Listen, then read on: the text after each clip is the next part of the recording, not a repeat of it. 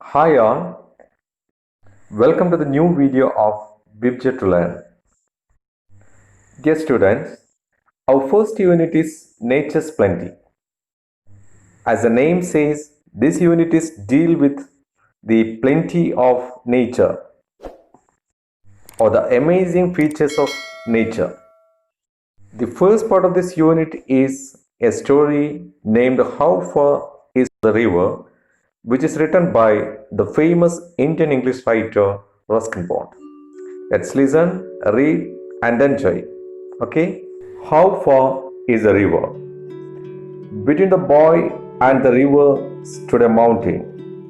The boy was young and the river was small, but the mountain was big. The thickly forested mountain hid the river, but the boy knew it was there. He had never seen the river with his own eyes, but from the villages he had heard of it, of the fish in its waters and of its rocks. He wished to touch the water and know it personally. He stood in front of his house on the hill opposite the mountain and gazed across the valley, dreaming of the river. He was about 12 years old, a sturdy boy with untidy black hair and shining black eyes. He had fine features and a clear brown skin, but his hands and the feet were rough and scratched. He was barefooted not because he couldn't afford shoes, but because he liked the feel of warm stones and cool grass. It was 11 o'clock and he knew his parents wouldn't return home till evening. There was a loaf of bread he could take with him, and on the way he might find some fruits. Here was the opportunity he had waited for. His mother and father had gone to visit relatives for the entire day and had left him on his own. If he came home before dark, before they returned, they wouldn't know where he had been. He went into the house and wrapped the loaf in a newspaper. Then he closed all the doors and windows. The path to the river dropped steeply into the valley, then rose and went round the big mountain. It was frequently used by the villagers, the woodcutters, milkmen, and mule drivers, but there were no villages beyond the mountain or near the river. The boy passed a woodcutter and asked him how far it was to the river. The woodcutter was a short but powerful man with a creased and weathered face, muscles that stood out in hard, ugly lumps. 7 miles, he said, which was fairly accurate. Why do you want to know? I'm going to the river, said the boy. Alone? Of course, but it is too far. It will take you 3 hours to reach there, and then you have to come back. It will be getting dark. Besides, it is not an easy road. But I am a good walker, said the boy, though he had never walked further than the mile from his house to his school. The path was steep, and the boy had to run most of the time. It was a dizzy, winding path, and he slipped once or twice. The hill was covered with lush green ferns, the trees were wound in creepers, and a great wild dahlia suddenly reared its golden head from the leaves and ferns. Soon the boy was in the valley, and the path straightened out and rose. He met a girl who was coming from the opposite direction. He held a long curved knife with which she had been cutting grass. The bangles she wore made music when she moved her hands, and it was as though the hands spoke a language of their own. How far is to the river? Asked the boy.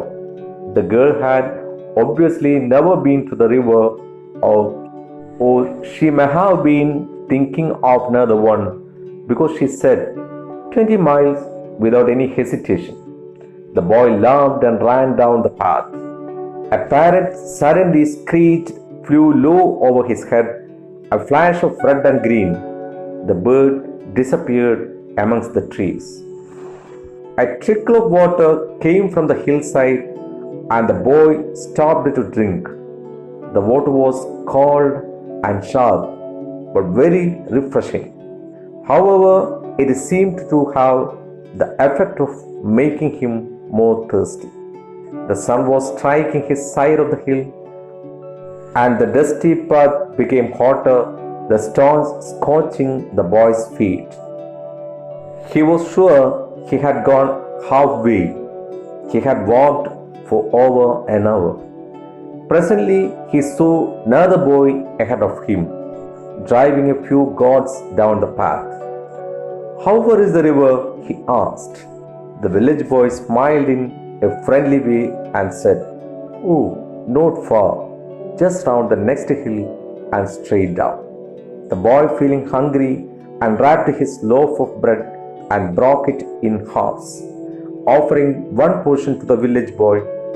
They sat on the hillside and ate in silence.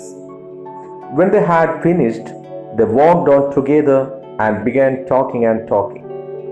The boy did not notice the smarting of his feet and the heat of the sun and the distance he had covered and the distance he had yet to cover.